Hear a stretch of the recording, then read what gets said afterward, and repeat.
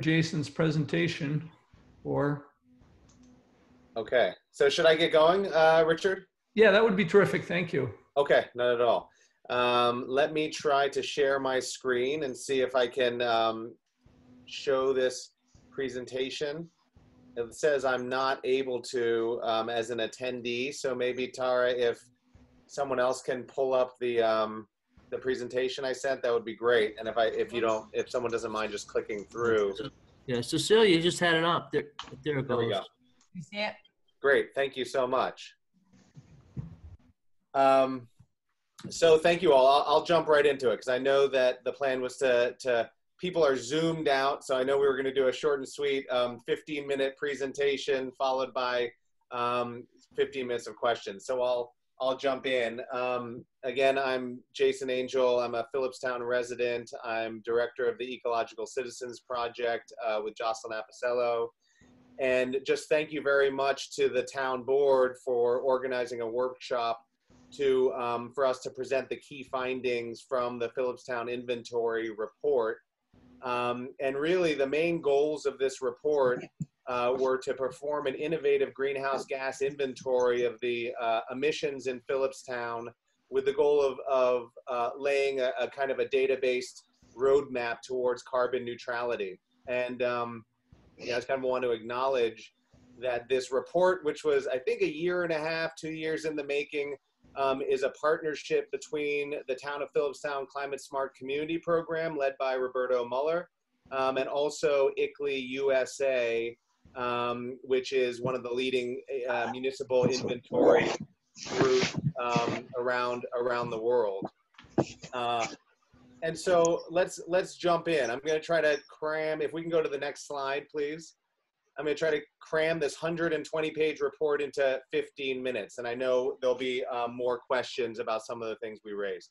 So really quickly, kind of some of the context is that in 2018, the United Nations Intergovernmental Panel on Climate Change released a special report based on scientific consensus that to limit global warming to 1.5 degrees Celsius, which is the point at which kind of most of the devastating and destructive consequences of climate change are predicted to kick in, that global society would have to reach carbon neutrality by 2040. And that report said, to kind of achieve that, we would have to have unprecedented changes in all aspects of society.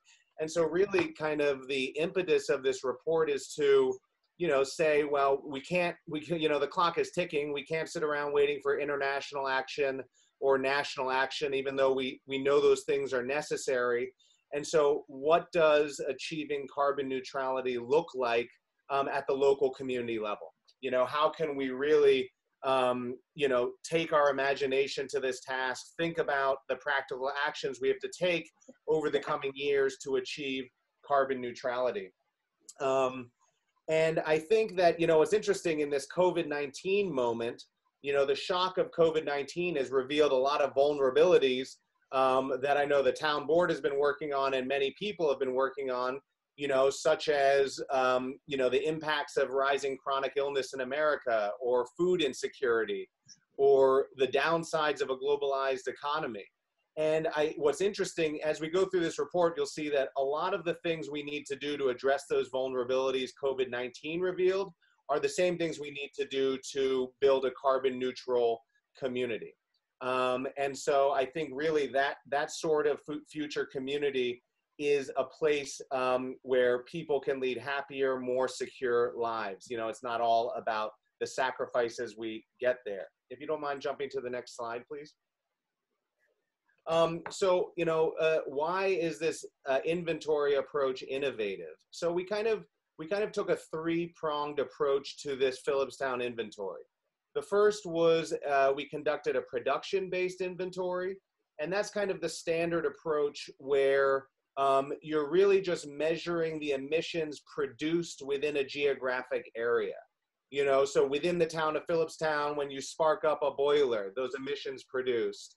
Or when you are driving a car, those emissions produced within the geographic area. But then the innovation is really, we used real local data to perform a consumption accounting inventory. And that's really when you are trying to capture all of the emissions that come from the full life cycle of the goods and services we purchase and consume in Philipstown. And the reason why I think that consumption-based accounting approach is important is it localizes the global problem of climate change. You know, if I purchase something made in China, a production-based inventory wouldn't count those emissions. A consumption-based inventory does. And then the third aspect of the inventory was a land use-based inventory. And there we are taking the first steps towards trying to measure the carbon removed by the natural resources in Philipstown, the forest, the wetlands, the fields.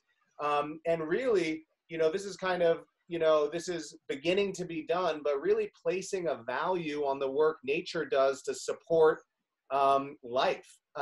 And, you know, by doing that, I think it changes a number of things. If we can go to the next slide, please. So a couple kind of key themes, I think, that emerged out of this inventory and these approaches, these innovative approaches was, you know, one is how important building a strong local economy is to reaching carbon neutrality. You know, because consumption-based accounting really reveals all of those invisible emissions that are tied to our consumption in a globalized economy. And I think a lot of people there's this myth out there that doing something good for the environment is bad for business or the economy. And the consumption inventory really shows that, you know, doing something good for the environment is good for the local economy.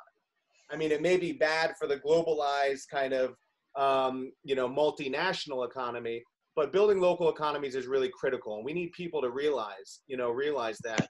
And then the second is by putting a value on the work that, you know, natural resources do to sequester carbon, it really shows how people and policies must play an important role in caretaking for nature. And I think what we're going to talk about in a little bit is, even as we move into the future, people in local communities getting employment and paid to take care of natural resources. And we can go to the next slide, please. I'm only talking fast because I know I'm going to keep myself to the 15 minutes for questions. So now we're looking at the results from the report. And I should mention, if people on the phone want to download the report, it's at climatesmartphilipstown.org. You can get the executive summary and the full report, and you know, go along as we're going through this. But these are the results comparing the Philipstown production-based inventory to the consumption-based inventory. And a couple things you're going to note. So remember, the production base is just the emissions produced within the geographic boundaries of Philipstown. Consumption base is the full life cycle of goods and services. A couple things that stand out is that the total emissions from the consumption-based approach are nearly 85% greater in the consumption-based than the production-based. And that is, you know, pretty typical for the difference between production-based and consumption-based. And that's largely because consumption-based is capturing all of those invisible emissions that result from the goods and services residents of Philipstown purchase and consume based on that local survey. And so in the consumption-based category, the top 5 causes of emissions, number 1 is services. We'll talk about this more in a little bit, primarily driven by healthcare services. Number 2 is food, primarily driven by beef consumption and the fact that most people purchase food produced within the global food system. The third emitter is home heating fuels based on fossil-fueled home heating. 4 is on-road transportation based on fossil-fueled transportation. And number 5 is goods, the goods we consume, because that's capturing all of the emissions from production and distribution and waste. And so those top 5 emitters account for about 90% of the total community emissions in Philipstown. And the only other thing I'll note before moving on is the other thing to note is if you look in the production-based category, on-road transportation is greater than on-road transportation and consumption-based. And that's because production-based is capturing a lot of the emissions from non-Philipstown residents driving through Philipstown, you know, which really I don't think we have much control over. We can go to the next slide, please. So now after kind of doing an inventory of emissions, we now turn to kind of trying to estimate the sequestration and storage of carbon by natural resources. And so first we looked at land cover in Philipstown, and that land use inventory shows that of Philipstown's roughly 33,000 acres, about 80% is forested. So we all may as well live in tree houses. We are living in the forest in Philipstown. About 7.5% is developed open space, including lawns and golf courses. About 3% is developed impervious space, buildings, roads, driveways, which is very low compared to most other communities. And then about 5% is open water, lakes, streams, and wetlands. You know, and so I think, you know, all of us love Philipstown for this. And I think there has to be a nod to the fact that we have that much forest, fields, and wetland to individual, you know, individuals conserving land in the past, all the work of groups like Hudson Highlands Land Trust and Scenic Hudson and OSI, and decisions made by this town board and previous town boards. We can go to the next slide, please. So, you know, so I'm going to, you know, we'll talk about the results of that carbon sequestration inventory. And I just kind of want to note here that we got very lucky. We were working with people smarter than us. And so, you know, local scientists like Bill Schuster at Black Rock Forest Consortium across the river, they've been tracking forest sequestration in Hudson Highlands Forest since 1930. And so that we leaned on that data. And then also we worked with Dorothy Petit of Columbia University and Lamont Dougherty, who's been doing local wetlands research and actually taught a bunch of community members how to go out into wetlands and probe to see how deep they are to get real local data on carbon storage in wetlands. And so it was actually really fun. A Haldane class participated, and so there's about citizen science, but we can go on to the next slide, please. So this is the estimate of what the natural resources in Philipstown, the carbon that's being removed from the atmosphere. You know, as we'll see, because we're mostly forest and forest is so sequestering, this estimates based on an average carbon multiplier that Philipstown's forests are sequestering 73,000 metric tons of carbon a year. That's about 90% of all of the annual carbon sequestered in Philipstown. The other thing I kind of want to note here is if you look at it, you know, besides forests and wetlands based on real local research, all the other carbon multipliers is based on best practice scientific research. And you'll see that there are ranges in the carbon sequestered estimates. And that's because, you know, the range of sequestration can depend on many different environmental factors. And so there's a range being presented there. If you don't mind going to the next slide. And I'll just note that there's a full methodology at the end of the report that goes through how we reach these estimates. You know, I just wanted to kind of make one point about wetlands that emerged from this inventory.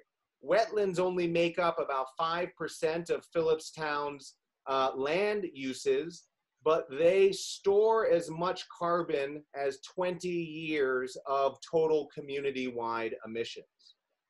All right, and you know, so to think about wetlands, it kind of reminds us how difficult losing wetlands is to achieve carbon reduction goals. If you don't mind going to the next slide, I'll just mention this quickly. As part of this project, we designed a kind of a GIS, searchable GIS, which we can share. But one of the things that GIS does is we overlaid protected areas in Philipstown with, for example, wetlands in Philipstown. And it lets you, and tax parcels. And it's a tool that lets you see which wetlands are currently protected and which are not. And it could be a future area of work to identify key wetlands that are storing a lot of carbon for protection. You know, I think all of these things, putting a value on carbon sequestration gives a new tool in the toolbox for other communities, you know, that may be experiencing developing pressure more than Philipstown to you know, to address that development pressure. All right, I'll go to the next slide, please.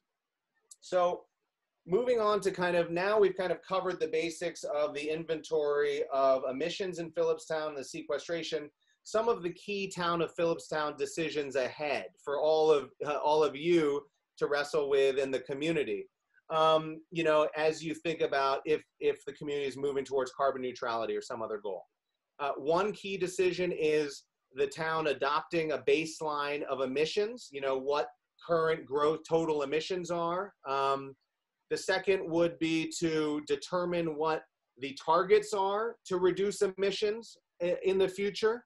A third key decision is to determine the end goal.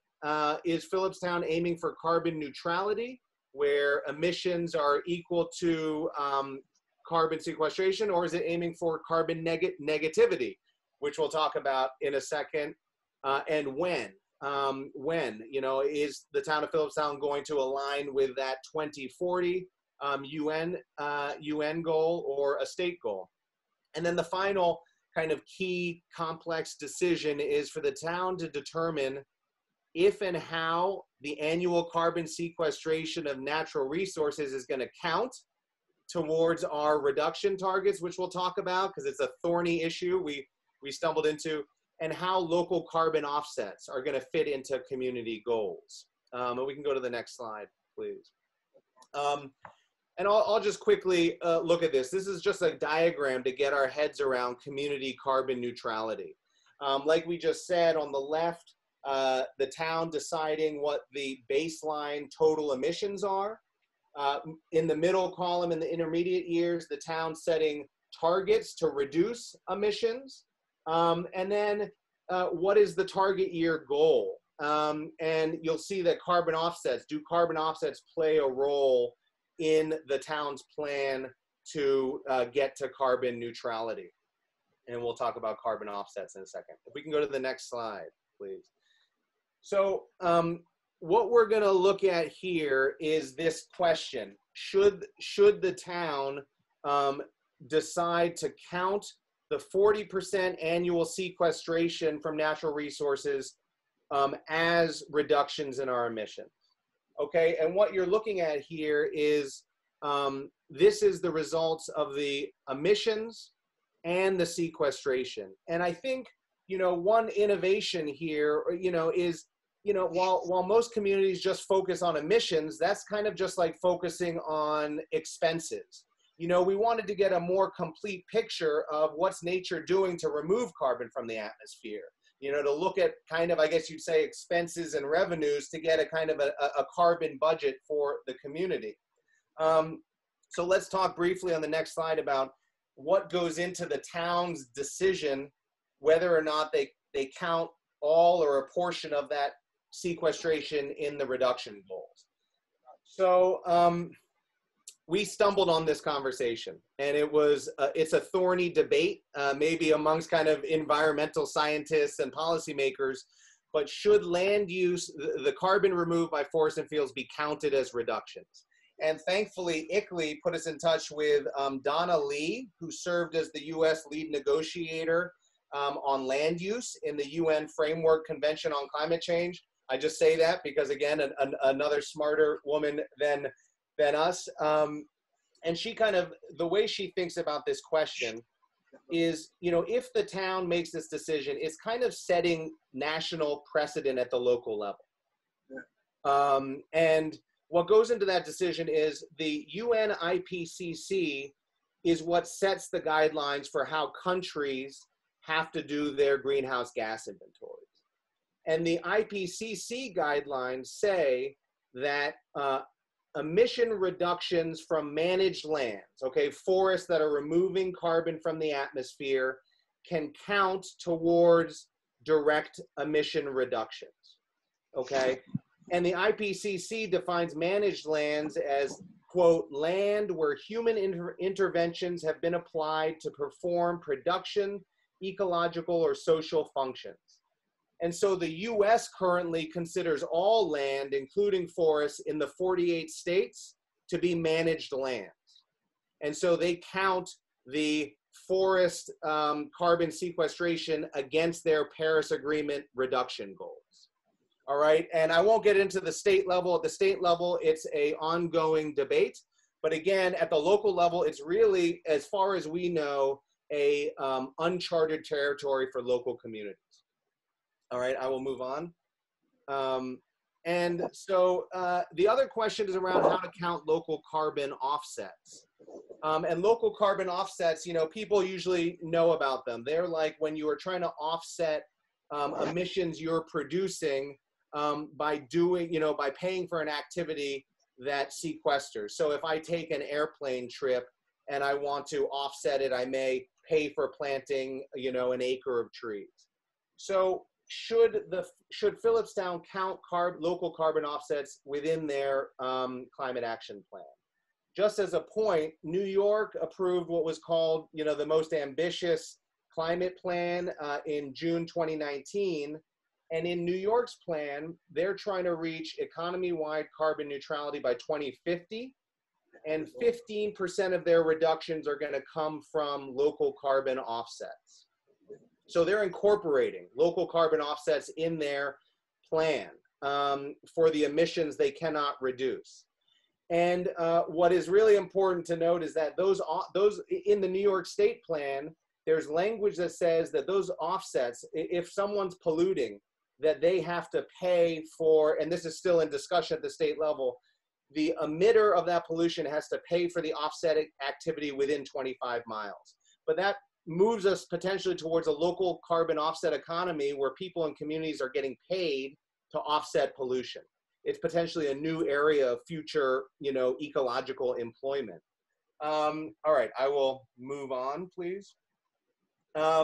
So kind of starting to wrap up here. So coming back to this goal, you know, what will it take to achieve local carbon neutrality? What does that unprecedented changes called for look like? And, you know, you know, we all really feel looking at this like the future in carbon neutrality is a healthier, more economically secure future for Philipstown. And we have to kind of move towards it in order to rebuild local communities in that fashion. And so do you mind going to the next slide? This is kind of, there's a number of implications and solutions discussed in the report. You can go and look at them, but what could Philipstown's climate smart future look like?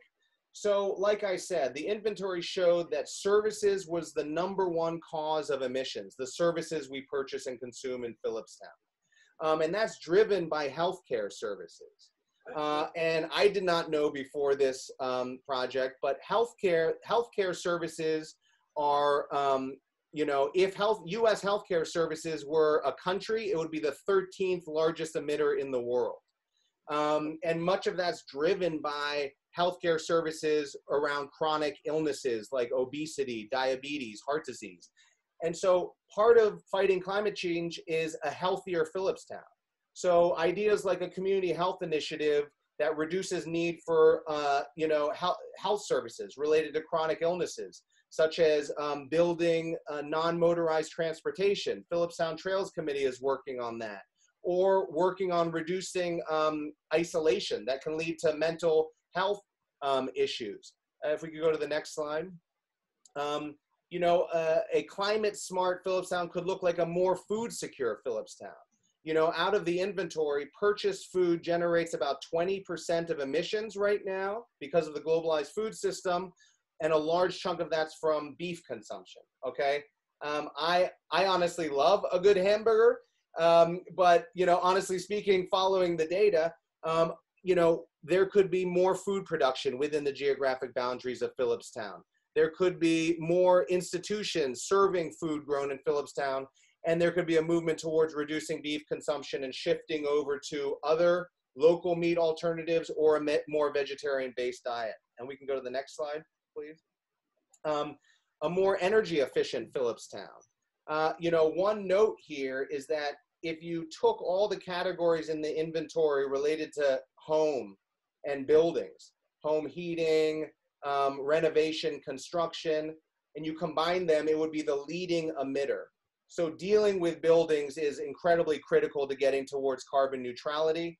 And so, you know, targets like reducing building emissions through energy efficiency campaigns, which I know the Climate Smart Task Force is initiating, adopting more stringent building efficiency energy codes, and transitioning to electrification of home heating, cooling, and personal transformation.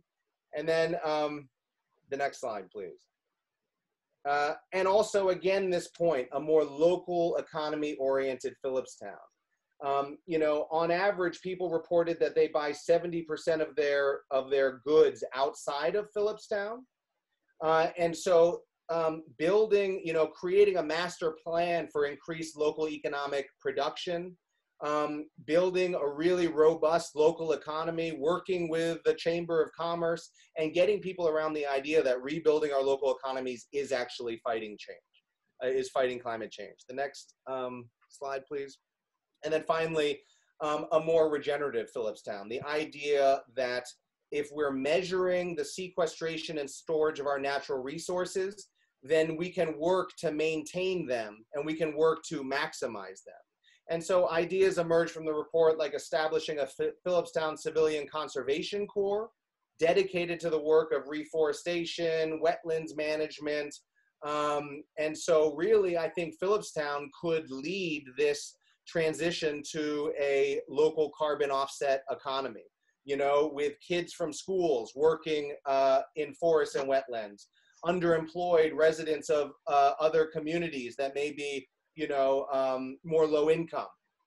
So that is part of what the future looks like. Next slide, please. So wrapping it up, and we can go to the next slide. Just so out of this report, a number of recommendations come about. We recommend that the town of Philipstown adopt this inventory of the consumption-based estimates and the sequestration estimates as part of the baseline inventory. We recommend that the town of Philipstown explore counting all or part of the 40% of emissions removed by forests, wetlands, and fields as part of reductions. And that has to be a real conversation led by the town of what does locally managed land use look like? You know, is that actively conserved? Is that actively under forest management?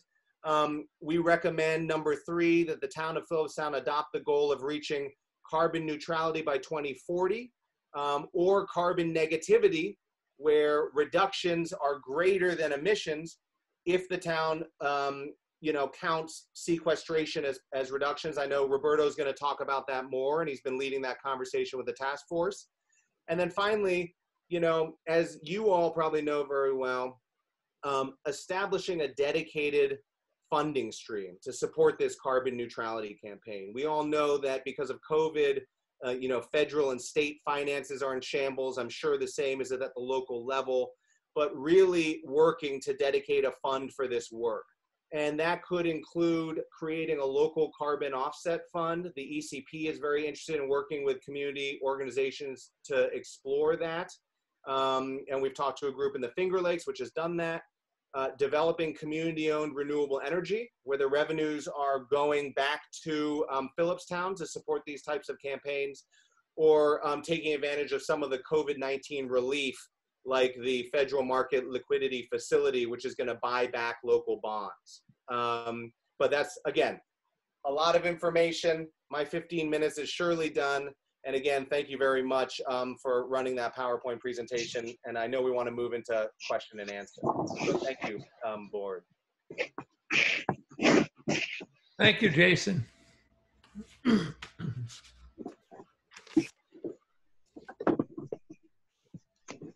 Thank you, Jason. Yeah, not at all. Thank you all. Hey, I just got a quick question. These carbon offsets, that's kind of like a finite group, finite area, basically, right? You're talking about forest, wetlands, and fields. Is that correct?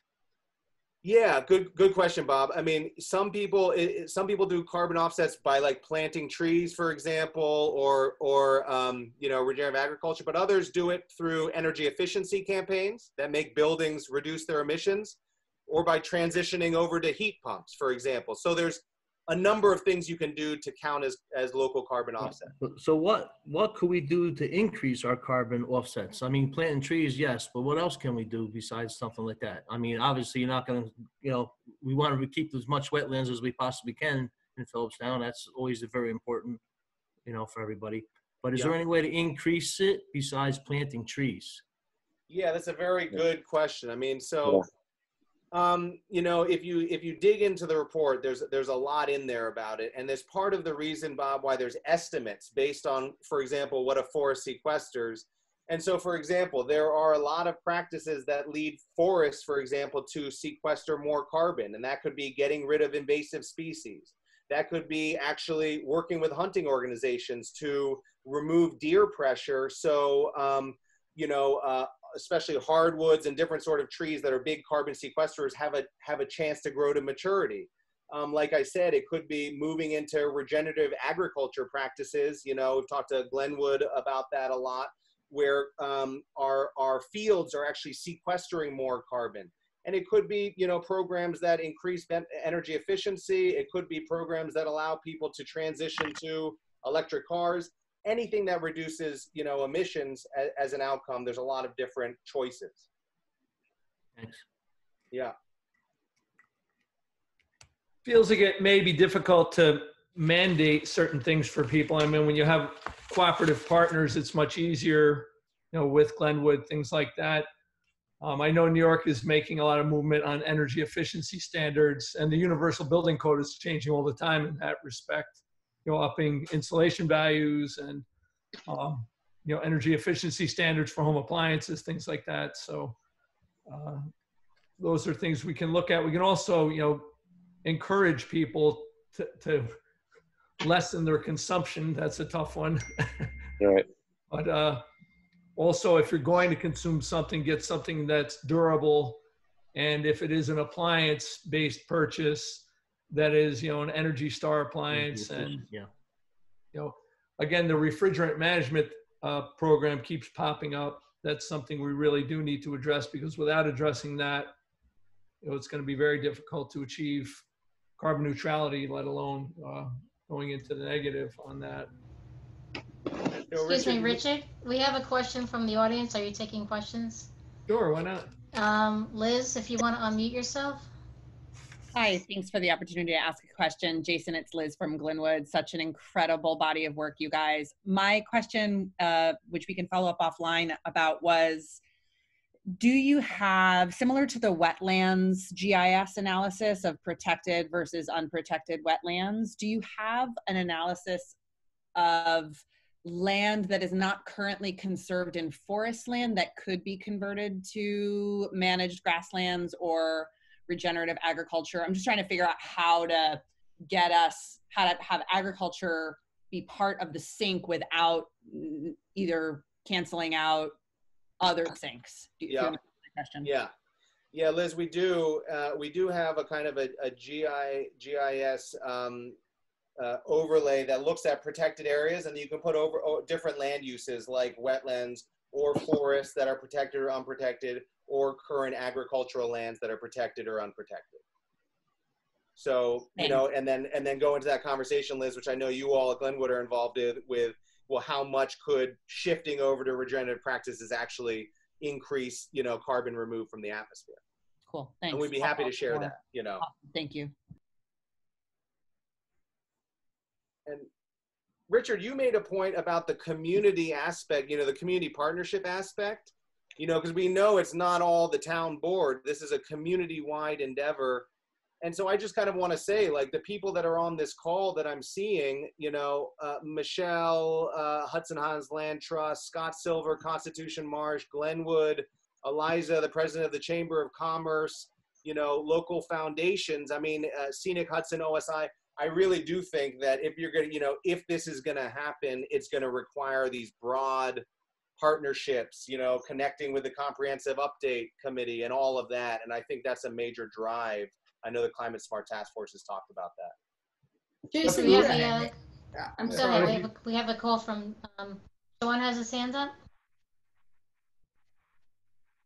Hey. It was, It's Sean Conway. I wanted to thank you also for your report. I just had a question specifically about the health industry being one of the leading consumers. Is that strictly based on the amount of electricity that they use and where that electricity is coming from? Or is it, are there other things that contribute to them being the major producer of carbon? Yeah, Sean, I know it was surprising to me. So it's based on electricity use. It's based on the footprint, the, you know, building footprint and all that goes involved with heating and cooling the building footprint of health services, you know, hospitals. It's based on the production of prescription drugs. It's based on the production of medical equipment, and it's probably based on the fact that it's one of the it's the fastest area of GDP growth. That, you know, chronic illness is leading people to purchase so many healthcare services, and so it keeps expanding. And so I don't think anybody who realized that, like, fighting, you know, climate change is about improving community health, this really kind of puts numbers towards it. Great, thanks. Yeah. Jason, this is Judy. It was interesting today or yesterday to hear that as states reopen, the emissions are going up. And are there any recommendations like that you would make, if you could make recommendations for reopening in a slower fashion, or, you know, in a way in New York State that would not cause the increases seeing in other states? Judy, that's above my pay grade. I would probably hand something like that to Richard or you, who've been doing so much work in local COVID response. I mean, I think the only thing I'd say, I read that New York Times article, is that, you know, it said that a large reason we're seeing that emissions is, you know, as the economy starts back up, is transportation. And so I think it just shows, I mean, that huge emissions reductions during COVID shows that, you know, how much getting away from fossil fuel transportation can do. And it kind of shows, you know, it's pointing us towards a lot of the work that needs to be done around climate change as well. More walking paths. More walking paths, more, yeah. Jason, it's Nancy Brownell. And I have a mixed bag of my being here. It's like I grew up in Cold Spring, but I'm also a funder, Community Foundations of Hudson Valley. Will you be able to share this PowerPoint with the rest of us that we can share with other people? Yes, definitely. I guess we'll figure out how to, you know, what we'll do is we'll put the, if it's okay with Roberto, we'll put this PowerPoint on the Climate Smart Philipstown page. So anybody can go to climatesmartphilipstown.org and get this PowerPoint. Because I do think that there's funders and donors that will be interested in seeing this. And so we have to share it beyond just this conversation. Thank you, Nancy. That's a very good point. And I know it's going to be needed to do this sort of a ambitious campaign. So thank you very much for making the call. And I'll be sure to share it with you and follow up, and we'll put it on the website. Thank you. Yeah, thank you. It feels like there's going to have to be a lot of partnering, and, you know, this can't all come down to a handful of people. You know, we can make the broad decisions, appoint people to task force and committees, but, you know, so far we have you and Jocelyn and Roberto and the Climate Smart Task Force working on things. But, you know, a big component of this will be educating the public as to, and it feels like it should probably become a regular feature of town board meetings, beyond just the climate smart report, just, making recommendations over and over and over at town board meetings to people as to what they can do on an individual basis and also how they can partner with the town. That's definitely true. Yeah. And I know the Climate Smart Community Task Force is working on that, and the ECP also got a small grant to do some of that work from the Endeavor Foundation. But I think you're exactly right that this is only real with a community-wide effort. The one comment I'd like to make is, unless we were counting local forests and wetlands and things like that toward our goal, it just feels like there's not a lot of incentive to keep going down the path we've been going down for 50 years and have accelerated in the last 10 years, to keep preserving open space and letting people know how valuable it is. And also just to keep on our campaign of educating people about the value of wetlands. We get a lot of blowback about wetlands, and Mike would know that. But it just feels like we're going to have to, that's an area we could really concentrate on to start with, on wetlands, and then again, the refrigeration management program. We need to get that up and running. Excuse me, Jason, we have a question from Paul. Could you speak at all to the potential benefits of the Restore Mother Nature Bond Act for carbon reduction? So I'm going to do what I usually do when I don't have a real answer. I will give what I know. Paul, good question, and all the work that Riverkeeper does. And then I may kick it over to Michelle Smith, because she was educating me about it recently. But especially given the state financial situation, Governor Cuomo announced the Restore Mother Nature Bond. I don't know if it's $3 billion, but it's for local projects that improve the environment. And that's all I know. So Michelle, can you speak to that at all? Because it is a source of potential financing for carbon neutrality campaign work within these fiscal times. Yeah, well, I'm sure that Paul is the greater expert than I, but it has been approved by the New York legislature and the governor to be on the ballot in November. We're still waiting to see if that approval happened in April. We're still waiting to see if it's actually going to be on the ballot as a ballot measure in November. But if it does, the reason I mentioned it to Jason was because I thought there is a form that's going around for environmental groups to list projects that would be funded by the Mother Nature Bond Act.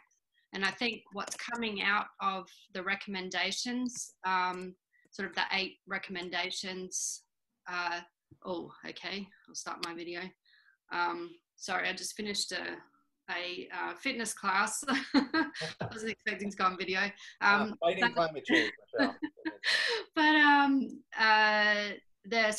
So environmental groups are being asked to submit projects that would be potentially funded by the Bond Act if it is to pass, as a way of getting legislators on board and getting voters on board with the passage of the Bond Act. Now, I think that the most that there have to be capital investments for the environment, and obviously something that produces jobs in this environment is going to be very important. So that's why I recommended it to Jason to think about those 8 recommendations in the executive summary. Some of those could be great projects to be funded by the Revive Mother Nature Bond Act.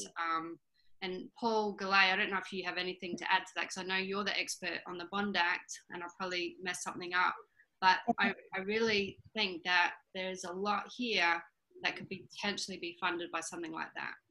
No, you didn't mess anything up. And there's as much as at least $1 billion for wetlands, floodplain, and stream restoration, flood buyouts.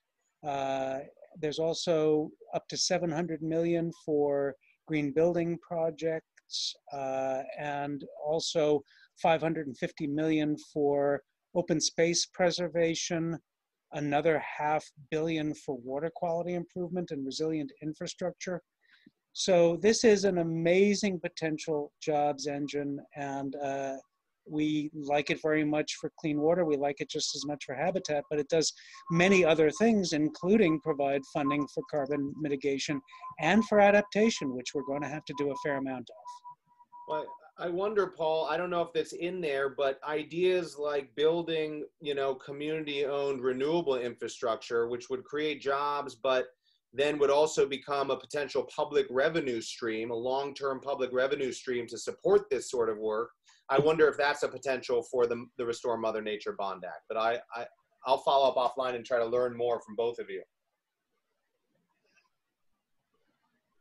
Oh, we'll wait to see what kind of funding comes out of it, because again, things are tenuous with the pandemic, and everyone knows that budgets are going to be difficult, to say the least, this year. We do know that New York's going to be in a dire situation. It would be encouraging to see if they do go ahead and fund this initiative. But come November, that'll be something really to watch, because we'd want to jump right on that, and maybe we get something in the pipeline, or at least something in the works before then that the town can sponsor. There is, Richard, also to that point, I mentioned it's the worst boring name in the world, the Federal Reserve's Market Liquidity Facility. But as part of COVID-19, the Federal Reserve is going to buy $500 million of local bonds, $500 billion of local bonds. And there's a discussion right now, they have to be put towards projects that are revenue generating. But anyway, as another potential revenue stream that is committed to and out there, I'm working with a few others on that. I don't know why financial mechanisms always sound so boring. Maybe so no one wants to put it on. So nobody pays attention. Well, that'd be something to look at. It's, you know, that the federal government, one thing is always difficult to deal with. I will say that. We've gotten federal money, and it's, for us, it's usually been a disaster. I'm not naysaying the idea, but also you'd be floating a bond that you'd have to pay off eventually. So those are a little trickier. And the grants are always tricky to get, but if we were able to secure something for, you know, wetlands preservation or wetlands restoration, that would be amazing. And also talk about creating jobs. If we could get a full-time climate smart coordinator, you know, create a position like that, and then I don't know what the match would be, but that's something we could really look at, because it's going to take someone full-time if we're going to actually make these things happen. Is there anyone else with any questions?